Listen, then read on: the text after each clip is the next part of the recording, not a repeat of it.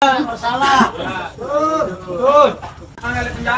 Ya, saya buka rekapitulasinya Bapak dan Bapak normalkan, Bapak saya maafkan. Saya jamin tidak ada yang akan menuntut. Nah. Tenang dulu. Batur nih, Bapak Deni sampai kalau nih.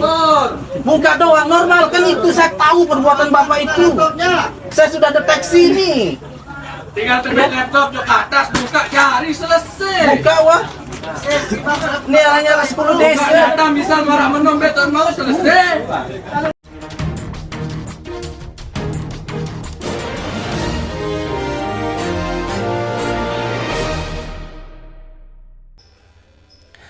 Selamat malam para netizen dimanapun kita berada, salam inspirasi bagi kita semua ya. Kader PKS marah karena diduga ada kecurangan besar begitu kan ya.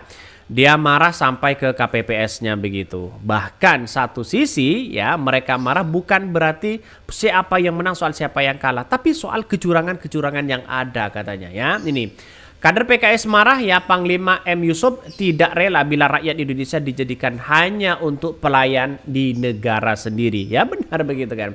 Ini mulai marah ya, marah besar mereka. Terus kemudian mereka mengatakan bahwa kenapa ya para penegak-penegak ini tidak netral. Seharusnya netral dan sebagainya.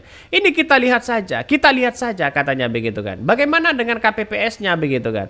Kita harus sadar dong katanya ya, banyak ini dimarahi begitu kan ya, dimarahi besar begitu karena nampaknya hari ini mulai ada nuansa dugaan kecurangan yang dimainkan untuk mereka katanya ya. Ini menjadi pertontonan publik, ini bukan sekali dua kali. Kemarin itu kalau nggak salah di Nganjuk. Sekarang ya kita lihat saja mereka sudah mulai bergerak di daerah-daerah untuk mencari bagaimana apakah ada dugaan kecurangan yang dimainkan. Surat suara dimainkan, suaranya digelembungkan begitu kan ya. Jadi artinya apa? Artinya masyarakat sekarang jangan diam di situ begitu. Masyarakat harus benar-benar bergerak. Apa yang kemudian dilakukan oleh mereka begitu kan ya. Coba kita dengarkan secara seksama apa yang kemudian mereka lakukan. Ayo katanya begitu kan. Ayo kita bersama-sama jangan sampai ada kecurangan. Ini luar biasa begitu beraninya begitu kan. Ayo kita buka bersama. Ya hitung kembali ayo kalau nggak percaya katanya begitu. Ya rupanya mereka semacam anggota KPPS-nya mereka mulai tunduk tidak bersuara di situ begitu kan. Bagaimana untuk bisa bersuara kalau memang sudah kenyataan? Ayo bukti data katanya begitu. Ayo katanya begitu kan ya. Kita tunjukkan bersama-sama, hitung ulang. Datanya ini ada. Saya akan tunjukkan datanya. Saya juga punya data katanya begitu kan. Kalau sudah diadu data seperti ini ya, ketua KPPS-nya di situ mulai mingkem mereka, tidak bersuara di situ begitu kan. Ini kan sudah jelas-jelas di depan mata ada dugaan yang kemudian apakah mengarah kecurangan, apakah suara-suara mereka dipreteli atau bagaimana begitu kan. Yang jelas masyarakat harus bisa paham dan mengerti apa yang kemudian terjadi selama ini. Wajar hak angket sekarang ini begitu digaungkan di DPR begitu kan ya. Artinya dengan adanya situasi ini di daerah-daerah banyak yang harus kita pemilihan atau penghitungan suara ulang begitu kan. Kita ulang katanya begitu kan. Jadi lelaki ini marah besar begitu kan. Jangan ada kecurangan. Kalau masalah soal kalah siapa yang menang silahkan katanya begitu. Jadi jangan sampai mereka ada kecurangan yang ada. Harus diberantas. Semuanya aparat harus netral katanya begitu kan. Jadi ungkapan-ungkapan ini sangat-sangat luar biasa dan menjadi tamparan keras kepada mereka begitu kan. diajak adu data malah mingkem mereka begitu. Jadi ini gimana coba? Diajak adu data mingkem begitu kan. Ya marah besarlah mereka ya. Bahkan ya ada yang mengatakan begini ya, waspada, kekhawatiran saya terjadi pemberontakan rakyat pada negara. Akhirnya Indonesia hancur oleh orang yang berhati iblis. berhati binatang. Akhirnya pemerintah Jokowi ini banyak ya katanya begitu kan, harus mengontrol terkait dengan rakyatnya. Ya kita lihat saja nanti begitu. Kayaknya tidak ada action begitu kan. Iya, PKS ya kampanye terselubung, nggak nerima kekalahan karena udah 3 kali dukung calon presiden kalah terus, hahaha. Ini komentar dari netizen. Ada data sama PKS, mana berani di tempat saya ya saksi PKS malah jadi partner dari PPK dan Panwarsam katanya begitu. Ini komentar-komentar dari netizen.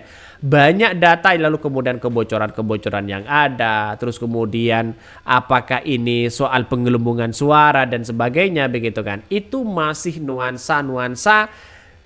Kita lihat saja, tidak punya etika begitu kan. Maka saya katakan dari awal, pemilu ini tidak mungkin diulang ya. Pemilu ini tidak mungkin diulang. Surat suara ya kalau kalah ya kalah. Mereka beranggapan seperti itu. Dia tidak mau tahu begitu kan ya. Yang atas apa yang ada di bawah begitu. Maka masyarakat yang menjadi ya korban sana sini begitu kan. Satunya ini, satunya itu, satunya ini, satunya itu, banyak muncul spekulasi itu. Sehingga apa yang terjadi? Yang terjadi ya ada semacam kritikan-kritikan luar biasa di situ begitu kan ya. Salah satu contoh perjuangan demokrasi dan rakyat seperti ini lebih baik dari pejabat-pejabat kita yang ugal-ugalan menggunakan kekuasaan. Komentar-komentar netizen ya. Ngikuti ya perintah rezim curang Wakanda, makin kacau bangsa. Jadi kita tunggu saja nanti di MK begitu kan. Keputusannya kan ada di MK. Kalau ada kecurangan-kecurangan yang ada, terus kemudian ada indikasi-indikasi di situ, masalah server, masalah KPU dan sebagainya, kita adu data di MK ya. Karena punya MK begitu kan. Ya kita masyarakat punya MK. Kalau MK-nya netral. Tapi nampaknya hari ini ya bagi kami adalah mari kita hormati siapapun yang menang, tapi dengan cara-cara yang adil begitu kan. Kawal pemilu ini dengan adil dan jujur di situ begitu kan. Tanpa harus ada diskriminasi, ada intimidasi, ada ini dan ada itu. Saya kira itu poin yang paling baik, yang paling bagus di situ begitu. Maka kalau sekarang ini banyak nuansa-nuansa politik begitu kan ya. Bahkan yang namanya silent voter ya, awas nanti dipelintir oleh para buzzer pro pemerintah. Ini sudah mulai kalang kabut ini rakyatnya sendiri begitu kan. Nanti bisa saja di 2024 ya tidak percaya lagi terkait dengan adanya situasi ya Pilpres ini begitu kan. Ya mungkin semakin hari ya semakin ke tahun ya semakin pemilihan presiden, maka mereka semakin mungkin satu sisi ya semakin tidak percaya lagi di situ begitu kan. Kalau sudah tidak percaya lagi gimana coba? Apa yang mau diharapkan oleh demokrasi kita? Sebenarnya demokrasi kita itu ya kalau demokrasinya baik, insya Allah ekonominya baik. Karena ya kita lihat saja di negara-negara yang lain begitu kan ya. Maka seperti Quickcon, Realcon dan sebagainya. Kita lihat saja di situ. Ini demi ambisi ya jadi presiden, bukan men? Atau ambisi Cina-Cina penjajah men? Ini ngeri banget sekarang ini begitu kan. Tidak begitu percaya lagi terkait dengan adanya situasi politik ini begitu. Maka ya sekarang saling bongkar sana sini. Ini di daerah yang lain. Bagaimana di daerah-daerah yang kemudian tertentu ada kecurangan-kecurangan besar? Bisa saja, tunggu saja nanti begitu kan. Karena masyarakat tidak tinggal diam untuk bisa mengawasi hal-hal seperti ini. Maka yang saya katakan sejak awal, siapapun presidennya, kita tetap menghormati siapapun itu. Ya karena memang hasilnya mau gimana lagi begitu kan. Makanya jadi rakyat Indonesia jangan suka dibohongi. Ya jangan suka menerima embel-embel itu begitu kan. Oke, mungkin itu yang kami sampaikan. Ya, tonton terus channel Hodari Podcast Rakyat ini karena ada berita-berita menarik dan viral setiap harinya. Salam para netizen, salam inspirasi bagi kita semua. Jangan lupa di subscribe di YouTube Hodari Podcast Rakyat.